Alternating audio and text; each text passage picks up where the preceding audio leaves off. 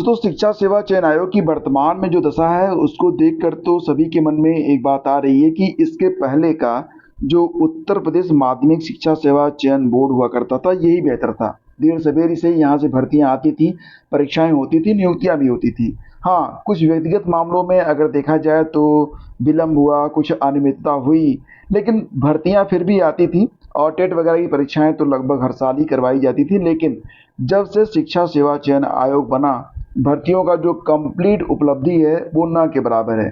केवल एक परीक्षा का आयोजन करवाया गया था फिलहाल शिक्षा सेवा चयन आयोग के द्वारा, और वो आपको पता है 2022 की भर्ती थी यूपीएससी विज्ञापन संख्या 51 के लिए जो उन्होंने परीक्षा करवाई थी।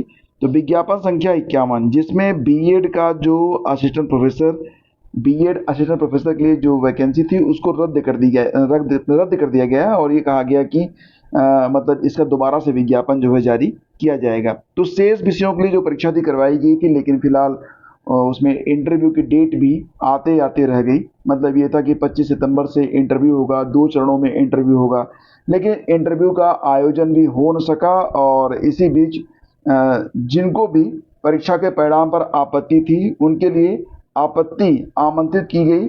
और इसी बीच जानकारी ये मिली कि 22 तारीख को यानी कि 22 सितंबर को ही कीर्ति पांडे ने इस्तीफा दे दिया है और उनका जो इस्तीफा है वो 26 तारीख को 26 सितंबर को एक्सेप्ट भी कर लिया गया। अब दोस्तों यहाँ पर अगर देखा जाए तो ऐसा नहीं है कि अध्यक्ष रहते उन्होंने नई शिक्षक भर्ती के लिए कोई प्रयास नहीं किए थे। माना जाता है कि उन्होंने संबंधित विभागों द्वारा अध्याचन उपलब्ध कराने को लेकर कई व्यक्तिगत प्रयास किए, दर्जन भर ऑनलाइन ऑफलाइन बैठकें की, लेकिन जो एक मुख्य बात थी उनके इस्तीफे के पीछे वो था कोऑर्डिनेशन का अभाव।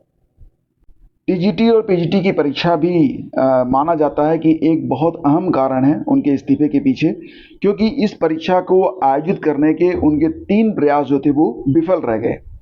अगर देखा जाए तो उन्होंने ऐसा नहीं था कि परीक्षा करवाना नहीं चाहा, लेकिन कोऑर्डिनेशन के अभाव के कारण परीक्षाएं जो थी वो हो नहीं पाई।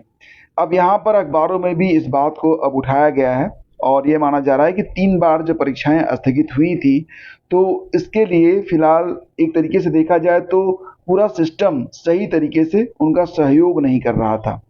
तो अभ्यर्थियों के धरने के दबाव में 10 जून को सूचना जारी की गई कि अगस्त के अंतिम सप्ताह में परीक्षा कराई जाएगी, जिसकी तिथि बाद में घोषित की जाएगी। लेकिन इसके बाद तिथि तो घोषित नहीं की गई, लेकिन परीक्षा आयोजन की तैयारी आयोग में तेज हो गई। इसी बीच 4 सेट पेपर तैयार करा लिए गए थे, जिनमें से 2 सेट छपने के लिए एजेंसी को दिए गए और सारा का सारा जो मसला है वो पेपर की छपाई को लेकर ही शुरू हुआ था, ऐसा माना जा रहा है। प्रश्न पत्र की शुचिता पर प्रश्न लग गया तो प्रश्न पत्र छापने से उच्च स्तर से मना कर दिया गया। इसी के साथ सुनिश्चित हो गया था कि अगस्त में परीक्षा नहीं होगी।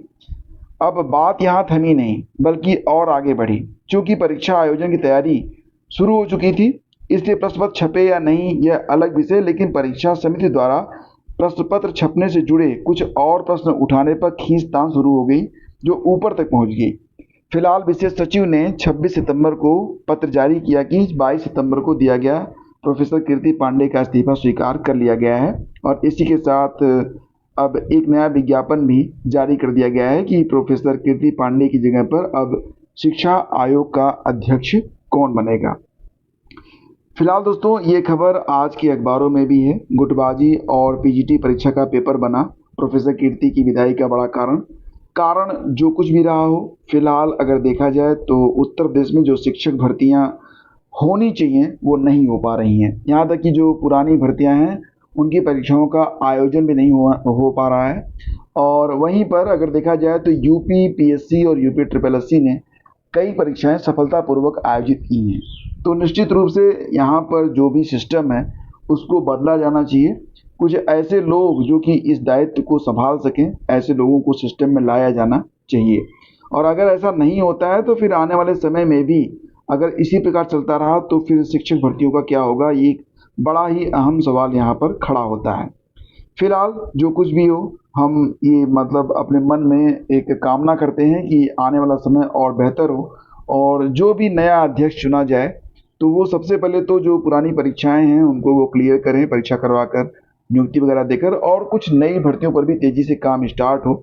और अगर हम सिर्फ दूसरों को ही फॉलो करना शुरू कर दें, यूपीपीएससी किस प्रकार से अध्याचन ले रहा है, यूपी ट्रिपल एससी किस प्रकार से अध्याचन ले रहा है, तो हम उनके मॉडल को भी तो फॉलो कर सकते हैं ना।